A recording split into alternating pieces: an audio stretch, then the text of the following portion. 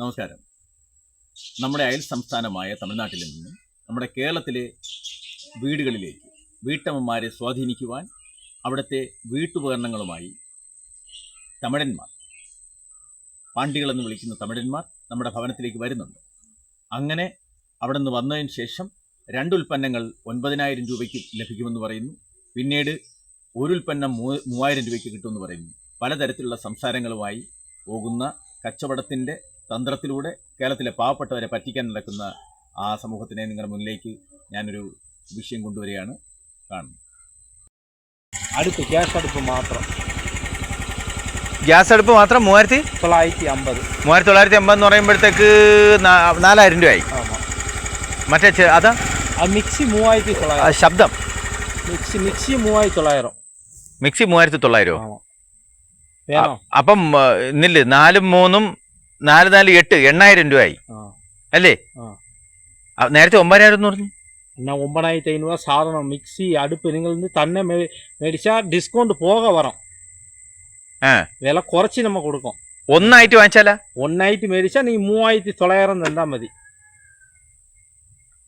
2 എണ്ണം ആണെങ്കിലോ? 2 എണ്ണം മേടിങ്ങനെ 6,000 രൂപ കൊടുത്താൽ 2 കിട്ടും. 6,000 രൂപയ്ക്ക് മിക്സി അടുപ്പ് 2 കൂടെ ചേർത്ത് കിട്ടും. അടുപ്പും മിക്സിയും കൂടെ ചേർത്ത് കിട്ടും. 6,000 രൂപയ്ക്ക് 2 കൂടെ ചേർത്ത്. മറ്റത് 8,000 രൂപ ആവുമായിരുന്നു. മറ്റേ തന്നെ മേടിച്ചാൽ 3,900 രൂപയ്ക്ക് കിട്ടും തന്നെ. മറ്റേ ഈ ഗിഫ്റ്റ് നേരത്തെ പറഞ്ഞ ഗിഫ്റ്റ് ഉണ്ടോ? ഏതെങ്കിലും ഉണ്ടോ? ഗിഫ്റ്റ് ഏതില്ല തന്നെ. ഇത് ഇൻസ്റ്റാൾമെന്റ് ആയിട്ട് ആണ് നിങ്ങൾ കൊടുക്കണം? ഇല്ല, ഇൻസ്റ്റാൾമെന്റ് അല്ല അല്ലേ, റെഡി ക്യാഷാ? വില കുറച്ച് കൊടുക്കും റെഡി ക്യാഷ്. ഏത് നമ്മളെ കമ്പനിയാണ്? കണ്ടിട്ട് നല്ല സാധനം പോലെ തോന്നുന്നു കേട്ടോ. സൂര്യ കമ്പനി. സൂര്യയുടെ ഈ തമിഴിലെ നിങ്ങളെ ചെന്നൈയിലെ ചെന്നൈ കമ്പനിയാണ്. ഇത് ചെന്നൈയിൽ എന്ത് പറയും? ഇത് ഇതിന്റെ കൂടെ വേറെ ഐറ്റംസ് എന്തെങ്കിലും ഉണ്ടോ? വേറെ ഏതില്ല. ഇത് അടുപ്പ് മിക്സി മാത്രമേ ഉള്ളൂ. ഈ ഡിസ്കൗണ്ടിൽ കിട്ടുന്ന വേറെ എന്തൊരു ഐറ്റം ഉണ്ട്? വേറെ ഇത് മാത്രമേ ഉള്ളൂ ഇപ്പോഴേക്ക് തന്നെ.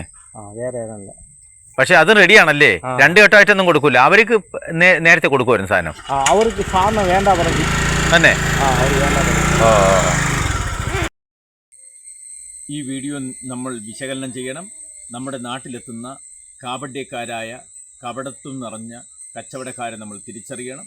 ഉൽപ്പന്നങ്ങൾ ക്വാളിറ്റി ഉള്ളത് മാത്രം നമ്മൾ തിരഞ്ഞെടുക്കണം. ഒന്ന് വാങ്ങുമ്പോൾ ഒന്ന് ഫ്രീ. ഒരിക്കലും നല്ല ഉൽപ്പന്നങ്ങളായിരിക്കില്ല, എന്നാൽ നല്ല ഉൽപ്പന്നങ്ങൾ ഉണ്ട് താനും. എന്തായാലും ഈ ചാനൽ ആദ്യമായി കാണുന്നവരാണെങ്കിൽ നിങ്ങൾ ചാനൽ സബ്സ്ക്രൈബ് ചെയ്യുക, ഇത് ലൈക്ക് ചെയ്ത് കമൻറ്റ് ചെയ്തുകൊണ്ട് ഷെയർ ചെയ്യുക. നന്ദി.